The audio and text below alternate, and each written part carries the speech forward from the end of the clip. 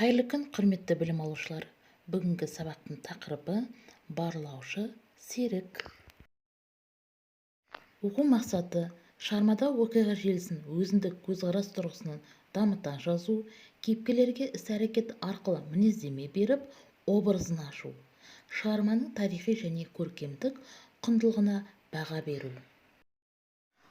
Алдымен оқушылар мына сұрақтарға жауап беріңіздер. Жау тылындағы бала повесінің тәрбиелік мәні қандай? Соғыстың зардабы қандай болды? Ерте есейген балалардың тағдыры туралы не айтасыздар? Жазылым тапсырмасы. Бірінші тапсырма. Кейіпкерлерге берген бағаны іс-әрекет арқылы дәлелдеп, образын ашыңыз. Төменде кесте берілген кейіпкер мінездеме іс-әрекеті деп тұр. Кейіпкер бағанында Анна Иванова, Жамал, Тамара. Мінездемеге тоқталатын болсақ, мейірімді, балажан, сатқын. Енді іс-әрекетін өздеріңіз толтырасыздар.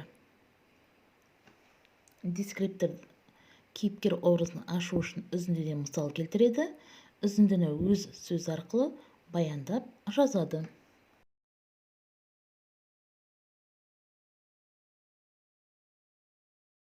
Сәйкестендіру. Оқушылар, сіздердің алдарыңызда оң жақ бағанда кейіпкерлер, сол жақ бағанда олардың іс-әрекеттері көрініп тұр. Осы кейіпкерлердің іс-әрекеттерін естеріңе түсіре отырып, сәйкестендіріп жазасыздар.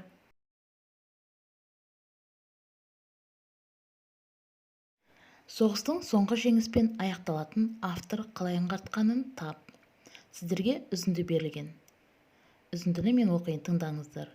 Папа, уайымдама. 1812 жылы Наполеон да Москваға дейін барып, оны алып та қойған. Артынан не болды?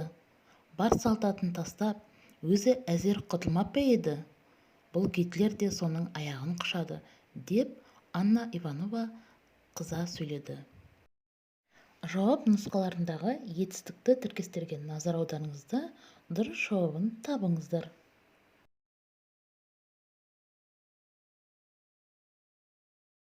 Оқу тапсырмасы. Шығармада оқиға желісін өзіндік көзқарас тұрғысынан дамыта жазыңыз. Үзінді берілген. Мамасына оқ тиген серік сонда ғана барып білді. Енді не істерін білмей сасқан бала жан-жағына жалтақтап тұрып қалды. Дескриптор. Үзіндіні өз ойына жалғастырып жазады. Кемінде 10-15 сөйлем көлемінде болады. Көркем әдебиет стилінің талаптарына сай болады.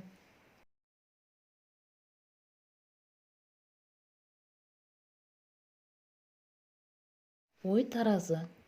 Бүгін саған не қиын болды? Сен қандай тапсырмаларды орындадың? Сен бүгін нені үйрендің? Нені білдің? Осы туралы өз ойларыңызды айтыңыздар, немесе жазуға да болады. Бүгінгі сабақ осымен аяқталды. Келесі сабақта жүздескенше сау болыңыздар.